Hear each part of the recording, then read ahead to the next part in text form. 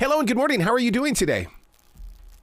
I'm good, thanks. How are you? Absolutely fantastic. Very excited to talk with you because this book right here really steps into the imagination and it leaves something there. It leaves it to the point where you go, I want to have more. I want to have more from this author because this author knows how to get to me.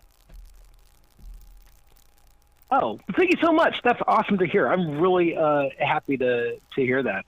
I often say that my goal is to write like fast food, which you kind of touched on there. I want you to start reading and just keep reading and devouring it, just like fast food. And then afterwards, I want you to feel a little uncomfortable. I want it to sit with you for a bit, like a lump kind of, in your mind versus your stomach. And then I want you to come back for more. Yeah. So, yeah. One author to another author, how did this idea come to you? Because, was it out on a walk? Was it a dream? Was it a simple thought? Because something like this doesn't just fall in your lap.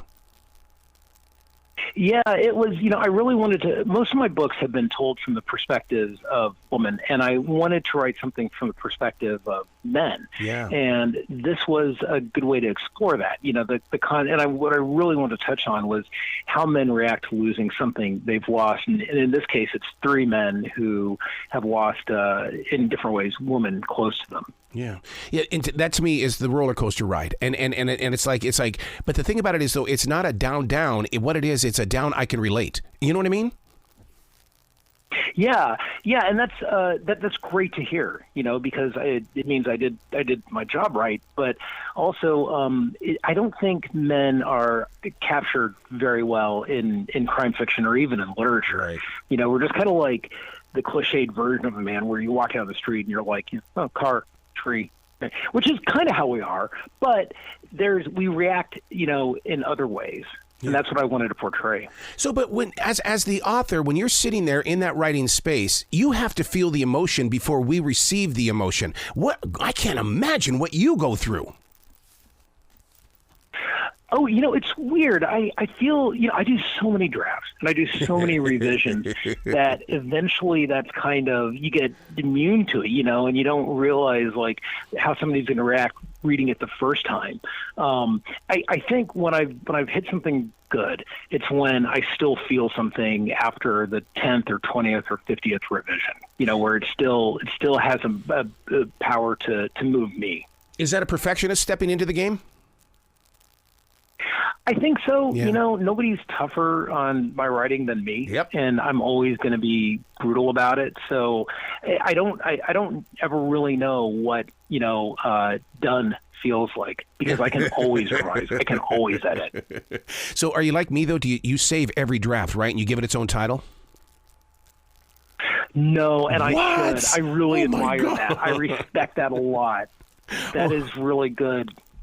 Yeah, because we always, it always reminds me of Paul McCartney with Let It Be. It started out as scrambled eggs, but somewhere along the line, those lyrics have got to be on a page instead of him singing scrambled eggs. I have kind of a Kafka approach where I just want to burn all of my early stuff. I don't want anyone to see it or see how it came about. It'd be good. It would be better. I remember I had a teacher in the 90s who was really against students using computers because he was like, you're going to lose all those drafts. And that wasn't a bad point. I've done that. I've lost all those drafts. Yeah, what I do is I usually go out and buy my own, a new writing instrument, and that writing instrument is the only one that can be used on that project because I believe the writing instrument is the one telling the story. I'm just the one that's pushing the ink into the page. Yeah, that's such an interesting approach to it, and I know writers who have their own routine that really puts them in the mindset of a new book. Yeah, that's great. That's a great approach. Speaking of great approaches, Lucky Wilson is somebody that, a lot of guys, especially male readers will go, oh man, I want to be a hitman. I want to be tough. I want to be rough. But Lucky Wilson, man, I kind of like the edge you give him when he's reluctant. I like that about him. Yeah. He, the thing with Lucky is that, the reluctant hitman is a bit of a trope and a kind of a comic trope, like it's sort of funny to have a hitman who doesn't want to do their job. And I've seen that. so with Lucky, I wanted to write that character, but I didn't want him to be a caricature. The way to avoid that, I thought, was he's got to have more than a caricature. He's got to have real emotion. And for Lucky, and what leads to his conflict is the love and devotion he has to his family. And, I wanted to write a book where love was something that was real and vivid and felt. And in crime fiction, typically we see the dissolution of love. I wanted to see kind of a celebration. Yeah. And listeners need to understand that, this really plays out like a real story. First the love affair, then the decision to flee the crime family. Right away, you had my attention. I'm going, I could see this as a drama on Netflix. Oh, I hope Netflix is listening. That would be awesome. You know what? I got to give you kudos on something, and that is I love the way that you're able to bring in all nationalities, and you're not afraid to. Most people like to keep it one group of people. Not you. Not EA. Yeah, no, part of that's because I'm not one group of people, right? I'm mixed. I was born in Panama. Half my family's still there. My dad was from America, and we, traveled all around when I was growing up, and that informed a lot of what I see, of how I see the world.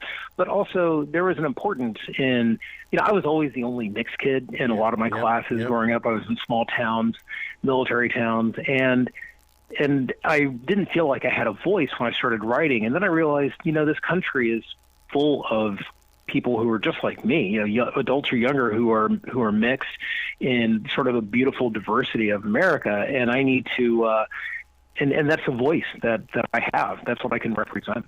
Who did you envision Chris Winters to be? For Melissa to go in there and dim his spotlight, it was like, oh, come on, Melissa.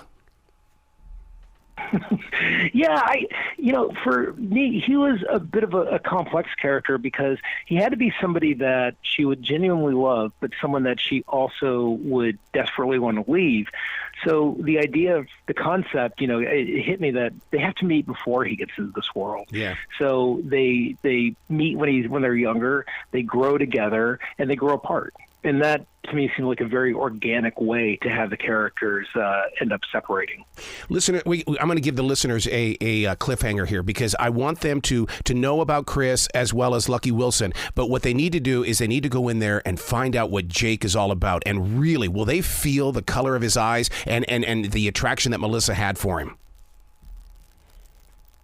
Yeah, I hope. That's the thing. Jake is, I like writing about, my book prior to this one featured a jazz musician, and Jake is a photographer, and that's really important to him. But I love that he's this beginning artist because that's like a real lovely place for people when they start when they start a love, or even when they're in love, right? The start of it is just irreplaceable, and that's where Jake is. So I hope that resonates, with people, and they find kind of an idealistic love in him. I hope you write more books like this from the perspective of men. I really do, because I think men are going to be drawn to this story. I really am so proud of you for taking a chance on that. No, thanks so much. Yeah, it was a bit of a departure, but it's one that felt very natural to me. So I really appreciate that. Thank you. Well, please come back to the show anytime in the future, Mr. EA, because I've got a door that's always going to be open for you. I'll be back next week. I love your attitude. You be brilliant today. Thank you so much. I really appreciate this.